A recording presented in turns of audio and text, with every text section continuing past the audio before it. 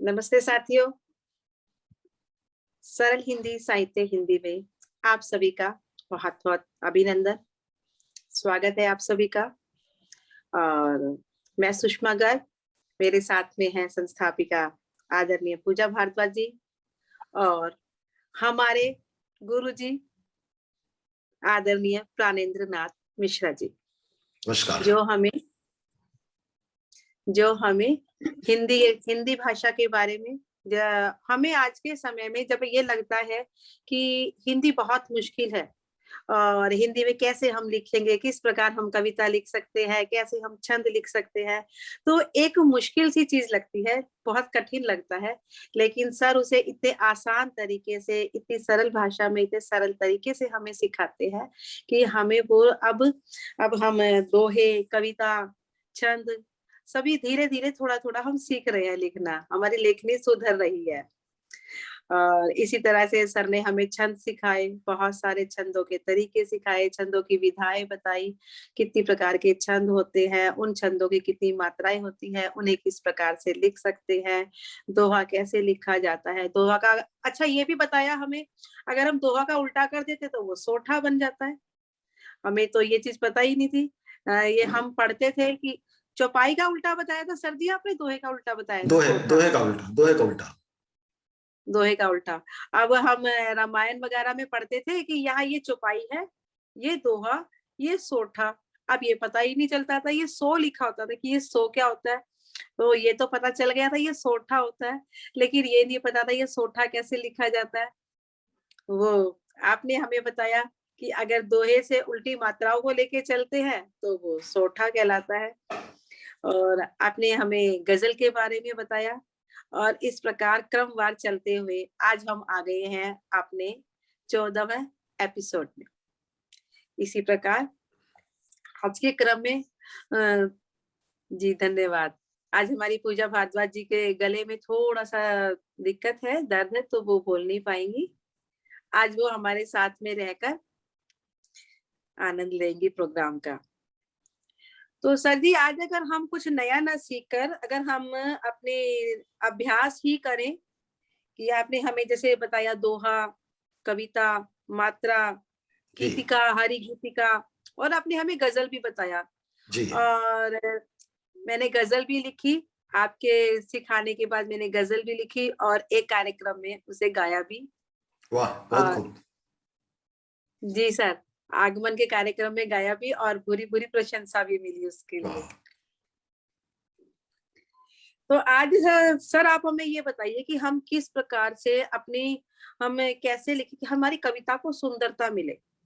जी, आज एक काम करते हैं कि एक बार, चूंकि बहुत लंबा इसमें समय हो गए हैं, हर चीजों को हो सकता है कुछ लोग भूल गए हों, तो थोड़ा सा टच करते हुए आते हैं।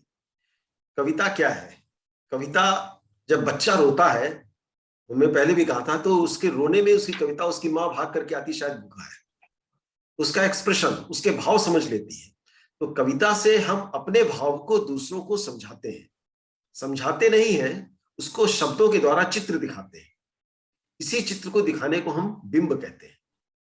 अभी हम रामचंद्र शुक्ल जी का एक लेख पढ़ रहे थे, उसमें कहा कि अगर कोई ये कहता है कि तुम अत्याचार कर रहे हो, तो वहां पर अत्याचार के बहुत सारे माने आ जाते हैं, मारपीट, चोरी, डकैती या कुछ और तरीके से युद्ध और झगड़ा, गालियां देना, ये अत्याचार कहलाता है। लेकिन अगर हम सिर्फ इतना कहें कि उसने उसका वध कर दिया, ये भी अत्याचार है, लेकिन यहां हम स्पेसिफिक कहते हैं कि उसने ये किया, और कह करके एक उदाहरण लेकर के और उसको प्रतिबिंबित करते कि आपके सामने लगने लगता है कि वध कैसे कर रहा है। जी। तो इस तरीके से अगर आप किसी, जैसे आप कहेंगे कि वो आसमान से तारे तोड़ कर ला रहा है, तोड़ कर लाया है, तो तारे तोड़ कर लाना वो ये बिंब हो गया, मतलब इतना कठिन काम जो किया नहीं जा सकता। हाँ, कोई वो आसमान में नहीं गया तारे तोड़ने के लिए। हाँ, अब अगर हम सीधे कहते हैं उसने बहुत कठिन काम किया है, तो साधारण भाषा हो जाएगी। तो भाई अरे वो तो आसमान पे तारे तोड़ के लाया। अगर आप इसको तारे तोड़ के लाना, इसको अगर आप शब्दों में ढाल करके किसी कविता में ढाल दें, तो एक बिंब उतर आता है। तो ये बिंब बहुत जरूरी है। तो बिंब जैसे हम लाने के लिए किसी के लिए बोलते हैं, उसने उसके दांत खट्टे कर दिए, दांत खट्टे कर दिए। तो ये तमाम चीजें ऐसी होती है कि हमको ये सामने जब आंख बंद करते हैं और सुनते रहते हैं तो लगता है कि शायद ऐसे हो रहा है, जैसे कहानी में होता है, तो वो कविता हो जाती है। तो बिंब, अब बिंब लाने के लिए आपको शब्द की जरूरत पड़ेगी, शब्द से अर्थ का अनर्थ न हो जाए। रहीमन पानी राखिए बिन पानी सब सून, पानी बिना न उबरे मोती मानुष चून। एक ही पानी के शब्द से 3 चीजों को वहां पर व्याख्यायित कर दिया। तो ये शब्द बहुत जरूरी है। जब आप शब्द पा गए हैं, आप में भाव है, तब आपको चाहिए भाषा। भाषा ऐसी हो जो दूसरे को अच्छी लगे।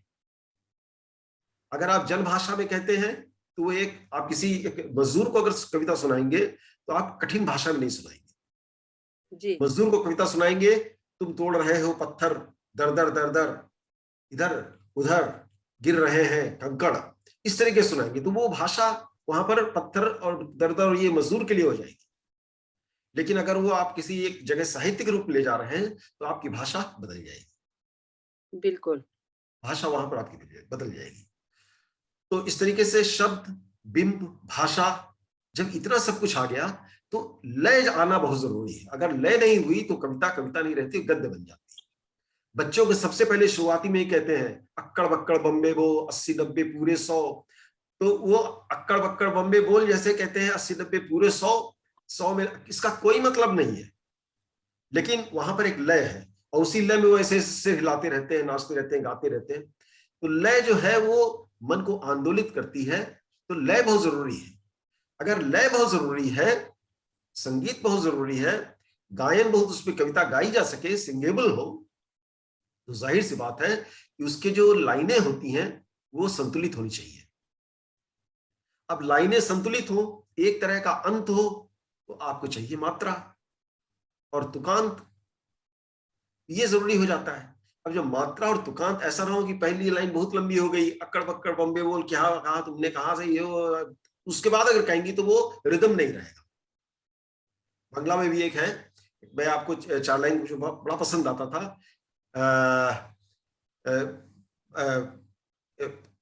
क्या कहते हैं, बाघ मामा आर मानुष खाबे, बाघ मामा आर मानुष खाबे, मानुष खेते खेते एक बार पेट टफेटे जाबे। माने हे बाघ, क्या तुम और मनुष्य खाओगे? अगर इतना इस तरह से मनुष्य खाओगे तो तुम्हारा पेट फट जाएगा। तो ये 2 लाइन की कविता बच्चों की कविता कहीं कहीं पढ़ी थी हमने। तो आप देखिए कि कितना बढ़िया एक बाघ मामा आर मानुष खाबे, मानुष खेते खेते एक बार पेट टफेटे जाबे, खाबे और जाबे तो दोनों को मिला दिया। ये तो मिला, ये आपने ये बांग्ला भाषा बीच में मिश्रित की है सर जी? जी, ये बांग्ला भाषा में ही है। अब आप उसमें देखिए this sleeping, how my brother is sleeping कहते कहते ऐसे ऐसे सब नाचने लगते हैं। Jack and Jill and top the hill कहते कहते सब, तो वो एक रिदम बन जाता है। तो वो रिदम जो बच्चों को पसंद है, वो आनंद देता है, वही बच्चे आनंद। उसी को सुन के झूमते रहते हैं, मस्त हाँ होते रहते हैं। हाँ, तो इसका मतलब लय बहुत जरूरी है कविता में, क्योंकि लय से ही, कविता से ही सब लोग झूमेंगे। तो लय के लिए मात्रा चाहिए, तुक का अंत चाहिए, शब्द और भाव चाहिए। तो इसका मतलब सब कुछ मिलाकर के कविता एक आनंद देती है, जो हृदय का आनंद है, आत्मा का आनंद है। इसीलिए इसको साहित्य या लालित्य, इस पे मैंने लालित्य आना चाहिए जो आपको छू सके। अब अपने भावों को दूसरों तक पहुंचाने के लिए छंद की बहुत जरूरत है, और छंदों में इस तरीके से होता है कि मात्राएं होती हैं। अब किसी को, हम जो बोलते हैं वो अक्षर है। अब इन अक्षरों को जब हम, वर्ण है, जब इनको हम अक्षर बनाते हैं तो उसमें हम स्वर या व्यंजन लगाते हैं। व्यंजन के अंदर हम स्वर लगाते हैं तो वो अक्षर बन जाते हैं। जैसे जी। का में छोटा आ लगा हुआ है, ये छोटा आ है। अब हम का कह देते हैं तो दीर्घ हो जाता है। तो का कहने में हमको ज्यादा समय लगता है और का कहने में कम समय लगता है। जब कम समय लगता है तो उसकी उस वाले अक्षर की मात्रा 1 होती है। जब ज्यादा समय लेते हैं बोलने में तो उसकी मात्रा 2 होती है। तो इस तरीके से 1 2 1 2 1 2 इस तरह से मात्राएं होती हैं, जिनको हम जनरल भाषा में, लोगों को समझाने की भाषा में कहते हैं कि छोटी वाले मात्रा को हम ला बोलो और बड़े वाले को गा बोलो। छोटी मात्रा कोई भी हो तो उसको मैंने देखा चांद को। अब मैंने देखा तो मैंने देखा, अब माँ में ए लगा हुआ है, ये दीर्घ हो गया है, ना में ए लगा है, ये दीर्घ हो गया, तो ये गा हो गया, चांद को गा ल हो गया। तो इस तरीके से हम लोग बोल देते हैं, ये जनरल भाषा समझाने के लिए लोगों को, कि एक छोटे वाले को ला बोलो, बड़े वाले को गा बोलो। अब इस तरीके से आप रिदम कई बना सकते हैं, ला गा गा गा, ला गा गा गा, गा ला ला, गा ला ला, गा ला गा ला। इस तरीके से कई सारे रिदम बना करके आप मात्राओं को वहां पर जोड़ सकते हैं। तो जितने भी गाने हैं, चाहे वो फिल्मी हो, चाहे गैर फिल्मी हो, चाहे वो भजन हो, हर एक में एक लय है, और ये ला और गा का संयोजन है। यही संयोजन भाषा, बिंब और शब्द जब मिल जाते हैं तो कविता हो जाती है। तो सर, जैसे आपने अभी बताया, सबसे पहले आपने हमें बताया बिंब। जी। बिंब हो गया शब्दों का समूह। नहीं, बिंब होता है कि जब आप किसी को दिखा सके अपने शब्दों से। जैसे मान लीजिए हम गंगा नदी का ऋषिकेश में वर्णन करना चाह रहे हैं, आप यहां बैठी हुई हैं अपने कमरे में, ठीक है, हमने कहा ऐसे हुए जैसे प्रतिबिंब होता है, ऐसे बिंब हुआ। हाँ, प्रतिबिंब बने हमारा बिंब उधर दिख रहा है, और बिंब बने आपने को दृश्य दिखा दिया। दृश्य दिखाना, बह रही थी कलकल धार धार, और मोतियों की है हार। तो आपको एक आइडिया मिल जाएगा, चाहे आप कहीं बैठे हुए, कुछ भी हो, एक धार बह रही है, क्या कहते हैं, पहाड़ से आ रही, उतर रही है, वो हमने चित्र आपके सामने रख दिया शब्दों के माध्यम से। वो चीज हमें वो हमें फील करना है। हाँ, तो उस तरीके से आपको जो शब्द चित्र होता है वो बिंब है। आपको इसे कविता हम क्या कहते हैं, शब्द चित्र। इसे हाँ, शब्द चित्र बोल सकते हैं। जी जी, शब्द चित्र, ये बिंब हुआ। अब जैसे आपने कहा कि एक कहते हैं ना कि कोई किसी को डांटता, अरे तुमने इससे विवाह किया है। अब देखिए कि तुमने इससे विवाह किया है, अगर हम विवाह शब्द को कहीं पर लाते हैं कविता में, मैंने विवाह किया था उससे पर मैं इसको निभा नहीं सका। अब यहां पर अगर हम ये कहते हैं विवाह, तो वहां पर बहुत सारे चीजें आती हैं, जो नियम है विवाह के, जो कानून है, जो जिम्मेदारियां हैं, पर मैं उसके साथ वर्ड आएगा मैं निभा न सका। मैंने वो जिम्मेदारियां, वो कानून, वो चीजें, वो रस्में मैं निभा नहीं सका।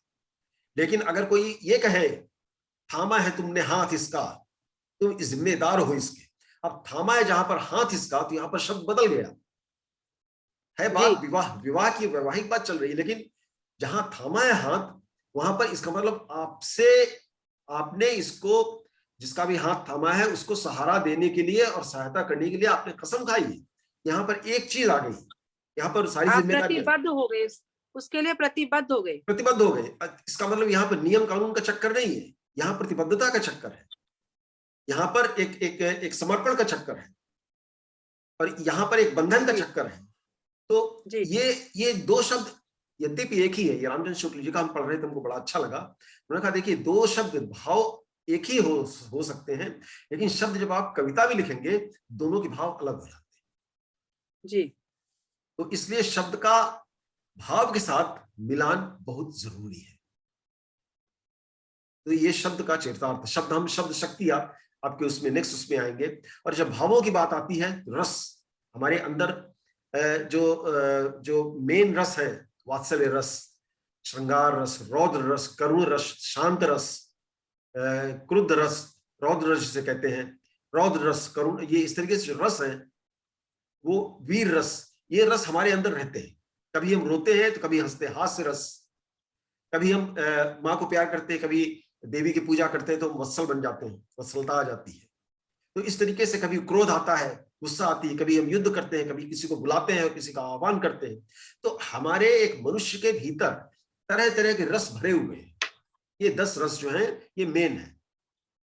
इनके साथ कुछ और रस जो होते हैं वो संचारी होते रहते हैं, आते रहते हैं, जाते रहते हैं। तो इन रसों को ही भाव कहते हैं। तो रस एक अलग से चैप्टर है, उसको बताएं, लेकिन यही भाव है। हम अगर आपको हंसाना चाह रहे हैं, हम कह रहे हैं ये हास्य रस की कविता है, और आप उसको सुनते सुनते अगर कहेंगे क्या है, तो शांत भी, इसमें कुछ है ही नहीं, इसका मतलब मैं वो रस आपको कविता के द्वारा नहीं पहुंचा पाया। तो वहां पर कविता हो सकती है, लेकिन निष्फल है अपने ध्येय में। हाँ, बहुत से कार्यक्रमों में ऐसे होता है कि वो हास्य व्यंग की कविताएं होती है, सामने वाला तो सुना के खड़ा है, लेकिन हम उतना, हमको हंसी नहीं आती उतनी उस हाँ पर। हाँ, मैं आपको ये बताता लगता है ये हूँ, क्या बोल रहा है। ये बहुत अच्छा, मैंने शायद पिछले पहले भी जिक्र किया था। ये सुरेंद्र शर्मा जी की जो कविताएं आती है, कविताएं क्या, वो बोलते हैं कि मेरे बगल का, 4 लाइना। हाँ 4 लाइना, वो मेरे बगल का मेरा पड़ोसी छोरा आयो रे, पूछा कहा काका स्त्री चाहिए, मैंने कहा वो ले जा, बैठी है ले जा। बैठी ले जा। तो उसने कहा नहीं ये नहीं, जो करंट मारे है। या उसने भी करंट मारा है। हाँ उसने कहा कि हाँ, तो मैंने कहा तू छू के तो देख। तो इस तरीके से अब देखिए, यहाँ पर 4 लाइन नहीं कहा, लेकिन आपको वो दृश्य पूरा समझ में आ जाता है कि कौन बैठा है, जी, कौन आया, कौन नहीं, बिल्कुल सरल शब्दों में कहा है। इतनी सुंदर कविता, कितने सुंदर भाव, कितने सुंदर शब्द, और कैसा रस का क्या कहते हैं वो उन्होंने वो प्रदान किया 4 लाइनों में, 4 लाइनों में। तो ये होती है कविता, जितने छोटे में एक आप। बात पूछना चाहूंगी सर, आपको मैं रोक रही हूँ यहाँ पर, मैं जी आपसे एक बात पूछना चाहूंगी। जब हम कोई कविता लिखते हैं जी तो हमारे मन में ये तो एक वही शब्द चित्र बिंब तो हमारे पास आ जाता है कि जी हमें किसके बारे में लिखनी है, हम क्या लिखना चाहते हैं। जी तो क्या होता है कि हम अपने भाव को बस 2 या 3 लाइनों में समेट देते हैं, लेकिन हम्म हमें वो 10-15 पंक्तियों की या अगर हम 4-4 लाइनों का समूह बनाते हैं तो हमें हम्म कम से कम 7-8 समूह चाहिए वो। हम्म तो उसको लंबाई देने के लिए कि हम किस तरह से अपनी बात को किस तरह से सभी में समेटे, ये थोड़ा सा इस चीज का हमें जरा पता हाँ चले। हाँ, देखिए अगर आप किसी किसी दृश्य को विस्तारित करना चाहती हैं, किसी दृश्य को अगर आप विस्तारित करना चाहती हैं, तो पहले तो थोड़ी उसकी भूमिका बना लें, और भूमिका बना करके आप उसके आसपास के जो आलम्बन है, जो और दृश्य है जिनसे वो प्रभावित हो सकता है, उन दृश्यों के बारे में थोड़ा सा वर्णन करिए। जैसे मान लीजिए आप शाम का वर्णन कर रही हैं, और बहुत ही एक एक एक एक ये जो एक विधुर बैठा हुआ है, विधुर बैठ करके सोच रहा है कि आज तो मैं चौथा प्रहर आ गया है और बच्चे भी नहीं है, भार्या भी नहीं है। तो उस समय आपको ऐसा बनाना पड़ेगा, संध्या थी अकेली, इस तरीके से संध्या थी अकेली, तारे भी टूट रहे थे, बिखर रहे थे कहीं कहीं। अब आप यहाँ पर आप इसी पहली लाइन से ही पता चल जाता है, संध्या थी और तारे भी बिखर रहे थे कहीं कहीं। इसका मतलब यहाँ पर आपने एक एक एक एक भूमिका दे दी कि यहाँ पर बिखराव आ रहा है, इससे उसके जीवन का कहीं पर भी कुछ डायरेक्ट कनेक्शन नहीं आ रहा, लेकिन उसके क्या कहते हैं उसका बिखराव आ रहा है। मैंने कहीं एक कविता लिखी थी, मुझे तो अभी यहाँ पर नहीं मिल पाएगी, लेकिन मैं आपको बताता, मैंने सुशांत की मौत पर जो उनके फादर ने को जो जी सोचा होगा। हाँ, आपकी ये कविता हमने पढ़ी थी, आपने एक पिता के भाव लिखे थे। जी जी जी, तो वहां पर तो उन्होंने देखे लास्ट में फिनिश क्या किया कि इससे बड़ा बोझ क्या होगा कि अपने बेटे का मेरे कंधे पर, मेरे कंधे पर मेरे बेटे का शरीर। जी, धरती पर लेकिन सबसे बड़ा बोझ यही कहलाता है। हाँ यही कहलाता है। तो उस तरीके से हमने लिखा था 5-6 छंद, लेकिन उसकी शुरुआत हमने की, कहा कि वो सोच रहा है कि तुम भी तो नहीं हो भार्या, मैं करूं तो अब मैं क्या करूं। तो वहां पर उसने, अब वहां भार्या वाला बात दूसरी थी, क्योंकि उसको हमने यहां से कनेक्ट किया है तो उसको हमको लाना पड़ा। अदरवाइज आप अगर किसी चीज को विस्तारित नहीं, 4 लाइन में कह करके पूरी बहुत सारी बातें कही जा सकती है, जैसे गजल वगैरह होती है 2-2 लाइनें में होती है, दोहे होते हैं, 2-2 लाइन में सारी बातें कही जा सकती हैं। लेकिन अगर आपको कविता में विस्तार करना है तो कविता में भूमिका देनी पड़ेगी, फिर उसके एक विशेष कथन पे आना पड़ेगा, और उसके बाद समापन करना पड़ेगा। कविता जो होती है वो हमेशा एक उद्देश्य लिए रहती है, बिना उद्देश्य की कोई कविता सफल नहीं मानी जाती। तो इस तरीके से मैंने कविता को अगर बड़ा करना है तो उसमें आपको उस तरह के भाव लाने पड़ेंगे, ये चीज हुई। और अगर आप छोटे में रखना चाहिए, जैसे मुक्तक वगैरह होते हैं 4-4 लाइन के, उसको उसी में कंप्लीट कर दीजिए, उसी में कंप्लीट हो जाएगा। जैसे पिछली बार भी हमने बताया था, वो दुष्यंत जी का शेर था ना, मैं सजदे में नहीं था आपको धोखा हुआ, ये सारा जिस्म झुककर बोझ से दोहरा हुआ होगा, मैं सजदे में नहीं था आपको धोखा हुआ। तो कितनी सर बड़ी कोई बात हम है। मुक्तक लिखने लग, जब हम मुक्तक लिखते हैं तो जी, मुक्तक में आदर्श लाइन पंक्तियां कितनी होनी चाहिए, 4 या 6? नहीं देखिए, मुक्तक में नॉर्मली 4 होती हैं, लेकिन आप 6 में भी कर सकते हैं, लेकिन 6 एक ऑड हो जाता है, क्योंकि 6 में वो जो होता है अस्थाई भाव आता है। जब आप 4 लाइन की, जैसे वह कविता मेरी अंतिम थी, मैंने एक कविता अपनी लिखी थी, उसमें लिखा था वह कविता मेरी अंतिम थी। जब अंधकार ने रात्रि में मुझे काला टीका लगा दिया, जब अंधकार ने रात्रि में मुझे काला टीका लगा दिया, तुम चिर निद्रा में डूब गए, मुझको आधे में जगा दिया, वह निद्रा मेरी अंतिम थी, वह कविता मेरी अंतिम थी। ठीक है, तो हमने 4 लाइन जो शुरू के कहा वो कविता का रूप हो गया, और ये लास्ट की 2 लाइनें कही वो हमने स्थाई भाव दे दिया। तो स्थाई भाव देने से, स्थाई लाइन दे देने से जो आपने शुरू में दिया है, कविता का एक सौंदर्य बढ़ जाता है जी, कविता का सौंदर्य बढ़ जाता है। तो इस तरीके से है। ये जैसे मैंने एक कविता लिखी थी, ये भी 6 लाइन का है। तुम मेरी कविता होती तू, ये पहली लाइन थी। ठीक है, मैं करता तुमको छंदबद्ध, कभी यमन राग कभी घनाक्षरी, चंदन का लेपन मात्रा से लिपटा के बनाता रागेश्वरी, बजते सप्तक स्वर तार तार, तुम मेरी कविता होती तो। ये एक मुक्तक पे हो गया। तो एक मुक्तक पे हमने 2 लाइन मिटा दिया कि वो स्थाई चल रहा है, तुम मेरी कविता होती तो। जी। फिर पहली लाइन से ये पता चल गया कि हम ये बताना हम किसी को अपनी कविता के बारे में बताना चाह रहे हैं, कि हम किसी को कविता की उपमा देना चाह रहे हैं। हाँ, तो इस तरीके से पहली लाइन से इनको पता, जैसे ये लेकर के ज्योत्सना रजनी से पहनाता पायल में संवार, रुंझुन रुंझुन धुन में बसता एक अनुप्रास सा अलंकार, मोहित करता झंकृत ये राग, तुम मेरी कविता होती तो यहां पर एक 4 लाइन का मुक्तक लिख करके फिर हमने उसको एक अस्थाई 2 लाइनें देकर के पूरी कविता को कई तरह बढ़ाया है।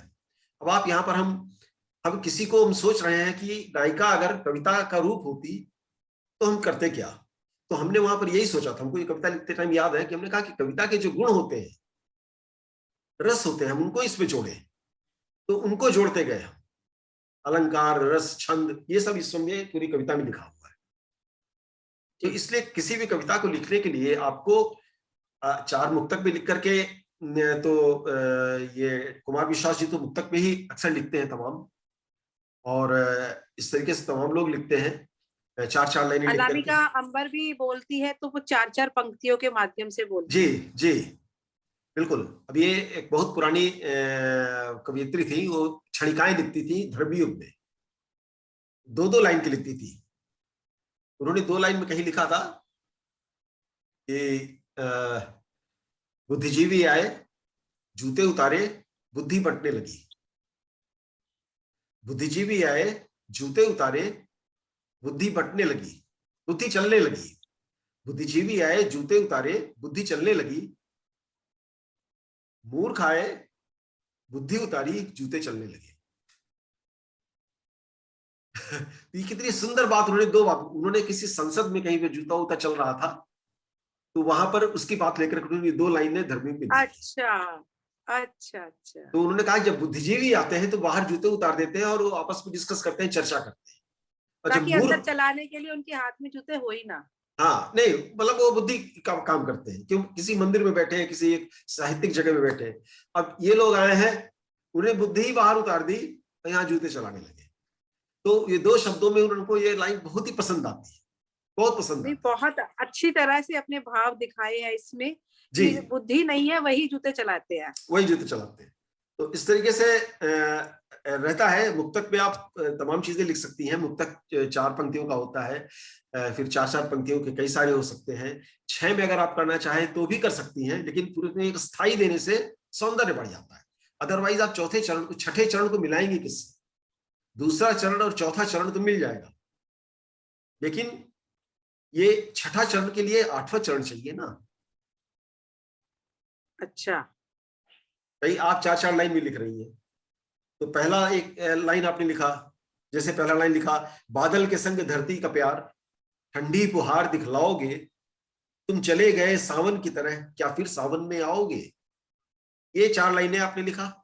अब उसके बाद अगर 2 लाइनें लिखेंगी तो उसको कंप्लीट कैसे करेंगे? तो उसके लिए अगर आप स्थायी कोई चीज है उसके साथ एक लाइन मिला के आप स्थाई वाली लाइन ले आए तो अच्छा रहेगा। नहीं तो फिर आपको दूसरा मुक्तक में और देना पड़ेगा। क्या हाथ बढ़ाकर फिर मुझको चपला की तरह तुम छू लोगे, क्या तप्त धरा सी तप्त हृदय छूकर बूंदों से भिगो दोगे। तो इस आप सही कह रहे हैं। एक मैंने जब मैं लिखती हूँ तो सोचती हूँ कि 4 के बाद है ना उसको 6 देने चाहिए। जब मैं 6 करती हूँ तो लगता है कि नहीं ये अधूरा लग रहा है, फिर उसमें 2 लाइन और जुड़ जाती है। तो ऐसे करते करते वो मुक्तक की जगह वो एक लंबी कविता बन जाती है। हाँ, तो नहीं, लंबी कविता बनाइए आप, तो लंबी कविता बनाई तो अच्छी बात है, लेकिन उसको 4-4 भी तोड़िए। फिर 4 चरण रखिए, 4 चरण रखिए और 4 भी तोड़िए। और अगर आप 6 करना चाहती हैं तो फिर आप एक कोई स्थाई दे दीजिए, उसके बाद उसको अंत करिए। जी सर। तो इस तरीके से ये हुआ। और ये मात्राओं के बारे में जो हमने कहा था, तो उसको थोड़ा शेयर कर लेते हैं, अगर समय हो थोड़ा सा, मेरे ख्याल से है थोड़ा समय, शेयर कर लेते हैं। समय आपको दिखाई कितना समय है बच्चा अभी? हमारे ख्याल से अभी तो खैर कोई नोटिस आई नहीं। ये देखिए, ये जो हमने कहा था पहले, ये जो गा लाला या ला गा ये इस तरीके से होता है, ये हमने कहा था।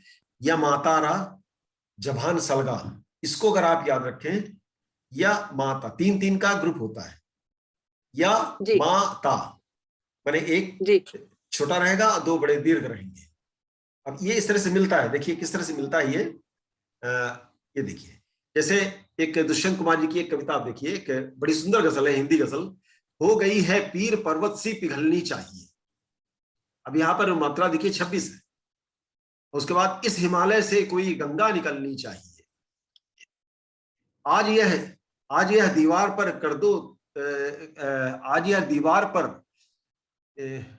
आज यह दीवार पर्दों की तरह हिलने लगी, शर्त लेकिन थी कि ये बुनियाद हिलनी चाहिए। अब इसमें देखिए, कहीं पर 26 मात्रा है, कहीं 27 मात्रा है, फिर 26, कहीं 27, कहीं 28 भी है। मेरे सीने में सही, मेरे सीने में नहीं तो तेरे सीने में सही, एक ही भी आग, हो कहीं भी आग, लेकिन आग जलनी चाहिए। अब यहाँ पर ऊपर 28 मात्रा है और नीचे 26 मात्रा है। लेकिन अब आप कहेंगे अगर मात्रा में तो, लेकिन जब वो बोलेंगे कोई तो इस तरह से बोलेंगे। 28 जहां पर है, मेरे सीने में, अब मेरे कह दिया, रे को छोटा कर दिया, मेरे सीने में नहीं तो, एक ही मात्रा का पतन हो गया। हाँ, एक मात्रा का पतन हो गया। मेरे सीने में नहीं तो तेरे सीने में, यहां पर दोनों रे को छोटा छोटा कर दिया, तो 2 लघु हो गए, तो अपने आप 28 से 26 हो गया। तो ये चीजें कवि को दी जाती हैं। कभी कभी भी मात्रा गिन करके नहीं लिखता, लिख करके तब देखता है कि बाकी लोग क्या कहते हैं, मात्रा है कि नहीं। वो गा करके देखता है कि हमारी आवाज ठीक आ रही है कि नहीं आ रही। अब यहां पर देखिए, हो गई है पीर पर्वत सी पिघलनी चाहिए 26, इस हिमालय से कोई गंगा निकलनी चाहिए। अभी जो आपको पीले में दिख रहा है, ये पीले में दिख रहा है, इसका मतलब इसकी 2 मात्रा उसको 1 कर दिया है। इस हिमालय से कोई, अब कोई जो है को बड़ी जल्दी कह दिया, अब को जल्दी कह दिया, इसका मतलब यहां पर 1 मात्रा दी गई है, लघु मात्रा, लघु है यहां पर। तो इस तरीके से आ गया।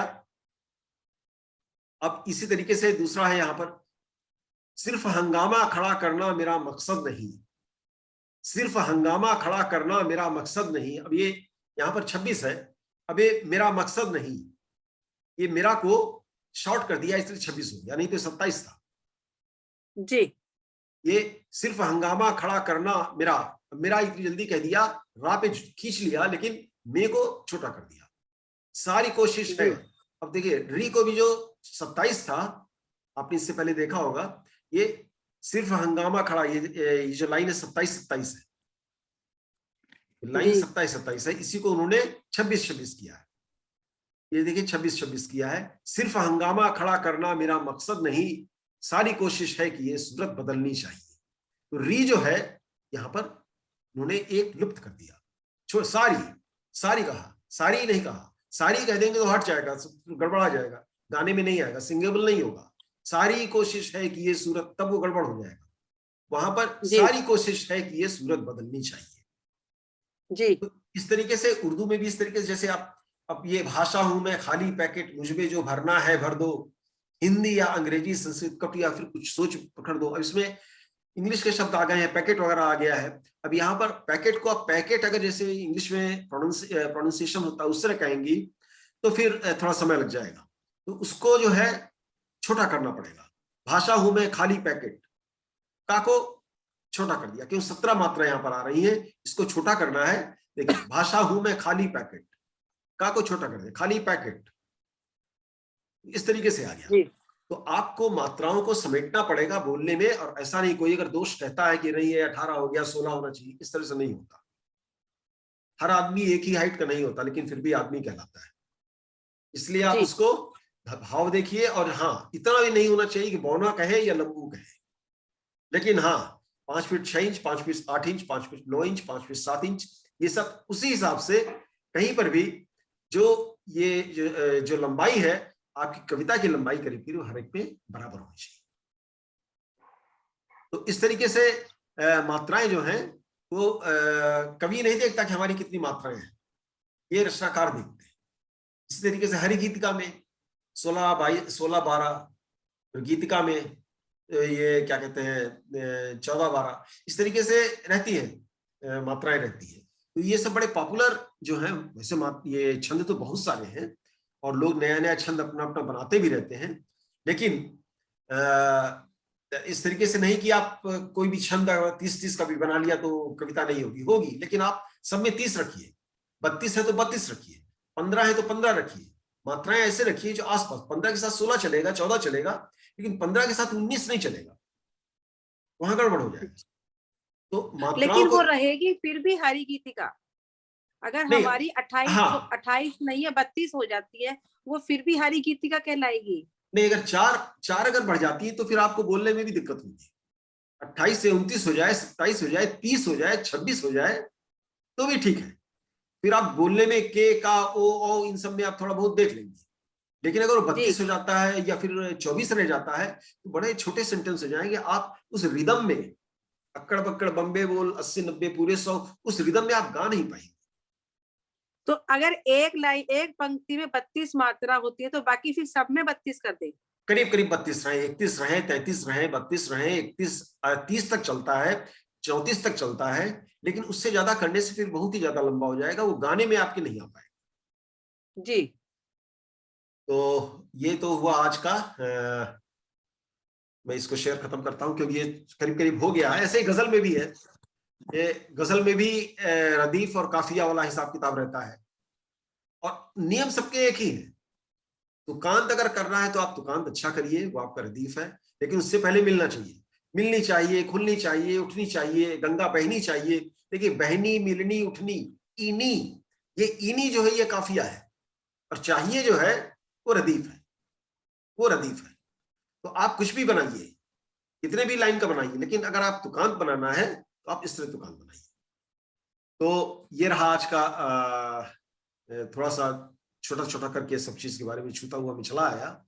और कोई प्रश्न हो तो मैं श्रोतागणों से कहूंगा कि आप लोग का स्वागत है। इस समय सिर्फ 5 मिनट बचे हुए हैं, मैं सुषमा जी को समर्पित करता हूं। आज सर आपने बहुत हमें एक सबसे बड़ी आपने जो हमें आज एक बात बताई, कवि और रचनाकार को आपने अलग अलग जिस प्रकार से हमें प्रभाषित किया, तो वो मुझे आज ये अंतर बहुत अच्छा लगा जो आपने मुझे बताया। बहुत ही इम्पोर्टेंट जानकारी है, ये महत्वपूर्ण जानकारी है। रचनाकार मात्राओं के हिसाब से, मात्राओं को ध्यान में रखते हुए एक रचना को रचता है, और कवि मात्राओं को अपनी लय के हिसाब से, किस प्रकार से उसकी लय चल रही है उस प्रकार से वो उसको, कहीं अगर उसकी लघु मात्रा ज्यादा है तो वो उसको मात्रा को दीर्घ कर सकता है, और यदि उसकी मात्रा ज्यादा है तो वो उसको लघु करके उसको अपनी कविता की सुंदरता दे सकता है। तो आज हमें सर ने हमें बताया कि हमें किस प्रकार हम कविता कैसे रच सकते हैं। एक सबसे पहले अपने मस्तिष्क में हम रखेंगे एक शब्द चित्र जिसे हम नाम देंगे बिंब का। फिर हम उसके बारे में कि हमें हमारे पास एक प्लॉट आ जाता है, एक शब्द चित्र आ जाता है, एक बिंब आ जाता है, एक दृश्य आ जाता है। फिर उसके बाद हम शब्दों की रचना करते हैं, स्वर्ण और व्यंजन बना के, अक्षरों के साथ, शब्दों के साथ खेलेंगे। कविता का तो सही सौंदर्य लालित्य जो है वो है शब्दों के साथ खेलना। जितना हमारा शब्द ज्ञान होगा, शब्द भंडार होगा, उतना ही हमारी कविता की सुंदरता होगी। उसमें हम मात्राओं को देखेंगे, दीर्घ कहाँ है, लघु है, और किस प्रकार से हम रचना कर रहे हैं, हम मुक्तक लिख रहे हैं या हम छंद लिख रहे हैं या हम गजल लिख रहे हैं। उसमें हम अपनी मात्राओं का ध्यान रखें कि हमें कितनी मात्रा रखनी है, हमें अपनी कविता की लंबाई कितनी रखनी है, और हमें किस प्रकार से कविता की रचना करनी है। हमें ये बताया कि हमें अपनी कविता की लंबाई किस प्रकार देनी है, कैसे पहले भूमिका बांधनी है, किस प्रकार हमें उसका वर्णन करके उसका उद्देश्य को साथ में रखकर किस प्रकार समापन करना है, और कैसे हमें मात्राओं की गणना करनी है, कहाँ हमें मात्रा को लघु रखना है, कहाँ हमें दीर्घ रखना है, क्यों किस प्रकार से रचनाकार किस प्रकार रचना को लिखता है और कवि उसे किस प्रकार से मंच पर प्रस्तुत करता है। तो ये आज हमें सर आपने हमें यही बताया आज। जी जी। रचनाकार जी रचनाकार तो कुछ भी लिख सकता है, लेकिन कवि जब लिखता है तो लिख करके वो उसके आसपास के ही मात्राएं रखता है, ज्यादा नहीं। और उनको फिर शब्द पे अगर कहीं ज्यादा गड़बड़ हो गया फिर शब्द को बदलता है। तो थोड़ा चिंतन मंथन करके ही कविता बनती है। तो आज इसी के साथ हम अपने कार्यक्रम को लेकर चलते हैं समाप्ति की ओर। अगले अगले एपिसोड में फिर हम सर से कुछ नई चीजें, नई विधाएं, रचना का सौंदर्य और मात्राओं के बारे में और आगे चलकर शब्दों को और हम किस प्रकार से शब्दों की सुंदरता बढ़ा सकते हैं, कविता में किस प्रकार से और नयापन ला सकते हैं, वो सब हम सीखेंगे। आपके जो भी प्रश्न हो, आप रचना को किस प्रकार से कोई आपने रचना लिखी है, आप उस रचना में आपको लगता है कि उसमें कोई त्रुटि है और पढ़ते समय उसमें कोई लय नहीं आ पा रही है, भाव नहीं आ पा रहा है, रस नहीं आ पा रहा है, तो आप उसे लिखिए। सर उसे शुद्ध करके हमारे सामने प्रस्तुत करेंगे। और जो भी प्रश्न है वो कमेंट बॉक्स में लिखे, जिससे कि अगले एपिसोड में उन प्रश्नों को लिया जा सके और उनका समाधान किया जा सके। इसी के साथ हम आज के कार्यक्रम का समापन करते हैं। अगले कार्यक्रम में आपसे फिर मुलाकात होगी, लम्हे जिंदगी के अगले एपिसोड में। तो आपकी हिंदी साहित्य, हिंदी सरल हिंदी। धन्यवाद। धन्यवाद।